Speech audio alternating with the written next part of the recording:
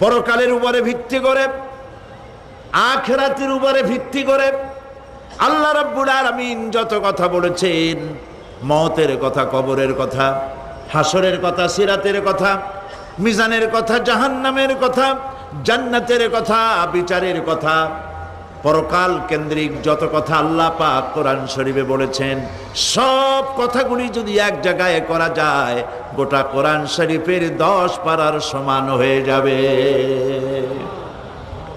সম্ভবত কোরআনে কারিমের এমন কোন রুকু, এমন কোন পাতা নাই যেখানে আকারে ইঙ্গিতে পরকালের জবাবদিহিতা সম্পর্কে একেবারে কিছু বলা হয়নি। এই পরকাল কেন্দ্রিক কথাগুলির কারণেই সেই জামানার চোর, ডাকাত, ছিনতাইকারী, ধর্ষণকারী সব হেদায়েত হয়ে গিয়েছিল। আর মানুষগুলি পৃথিবীর সর্বশ্রেষ্ঠ